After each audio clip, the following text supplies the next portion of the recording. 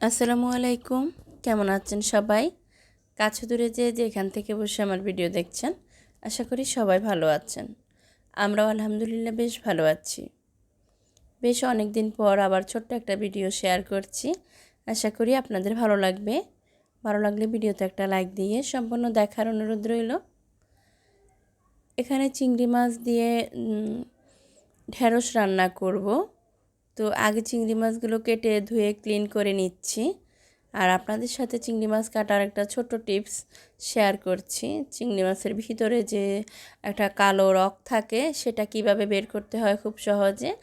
আর মাথার অংশে যে ময়লাটা সেটা মাথার খোসা না ফেলে দিয়ে যেভাবে ফেলা যায় সেটাই আপনাদের সাথে শেয়ার করছি। আশা করি নতুনদের উপকারে আসবে। আমি আগে যে চিংড়ি মাছটা রান্না করব সেটা কেটে ধুয়ে নিয়েছি। তরকারিটা বসিয়ে দিয়ে তারপরে বাকিটা কেটে কুটে রেখে দেব। এখানে আমি ঢেঁড়স রান্না করব। তো তার জন্য পেঁয়াজ ভেজে নিয়েছি, সেই সাথে টমেটো কাঁচামরিচ দিয়েছি আর দিয়েছি রেগুলার রান্নার যে মশলাগুলো সেগুলোই অ্যাড করেছি। এই যেমন হলুদ গুঁড়া, মরিচ গুঁড়ো, তারপরে জিরা, ধনিয়া গুঁড়া, স্বাদমতো লবণ সব কিছু দিয়ে খুব ভালোভাবে কষিয়ে নিয়ে এখন আমি চিংড়ি মাছগুলো অ্যাড করে দিয়েছি। চিংড়ি মাছটা একটু নেড়েচেড়ে কষিয়ে নিব। তারপরে এখানে আমি আলু অ্যাড করব। আমি এখানে 2টা আলু দিয়েছি ঢেঁড়সের সাথে।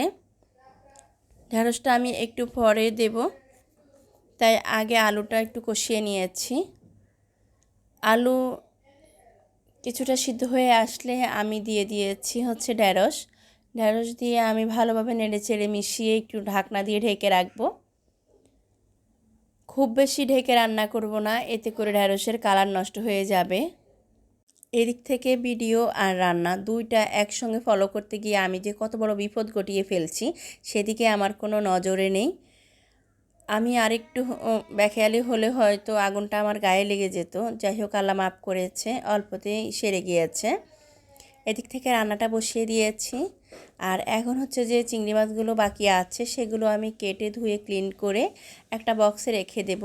এতে করে আমার দ্বিতীয় দিন যখন রান্না করব তখন আর ঝামেলা থাকবে না। তো আমি আবার আপনাদের সাথে একটু শেয়ার করছি আমি যেভাবে চিংড়ি মাছ কাটাকুটি করি একদম সহজভাবে একটা কেচির সাহায্যে। আমি আগে মাথার যে লম্বা অংশটা সেটা কেটে নেই, তারপরে যে লম্বা লম্বা চুলগুলো থাকে সেগুলো কেটে নিই। এভাবে কেটে নিয়ে মাথার যে শেষ অংশ সেখানে একটা কালো পুঁটুলির মতো থাকে, এটাই মূলত চিংড়ি মাছের ময়লা। তো এটা ফেলে দিয়ে আমি একটু ভালোভাবে ধুয়ে নিয়েছি। এখন মাছের ভিতরে যে একটা কালো রগের মতো থাকে সেটা বের করে নেওয়ার পালা। এই তো আপনারা একটু দেখে নিন। আসলে এগুলো বলে এত বোঝানো যায় না, প্র্যাকটিক্যালি দেখে যতটুকু বোঝা যায়। পিছনে যে একটা শক্ত অংশ থাকে সেটা আমি কেচির সাহায্যে কেটে নিয়েছি।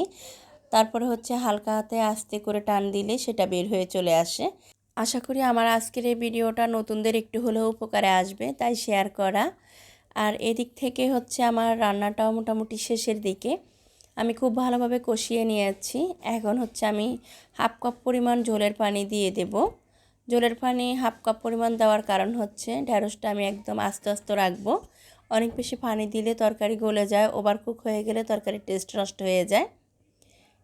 এই পর্যায়ে এসে আমি একটু ভাজা জিরার গুঁড়ো অ্যাড করেছি, সবশেষ দিয়েছি ধনিয়া পাতা।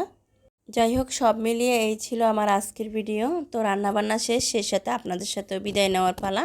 আজ তাহলে এখান থেকে বিদায় নিচ্ছি। আল্লাহ হাফেজ, আসসালামু আলাইকুম।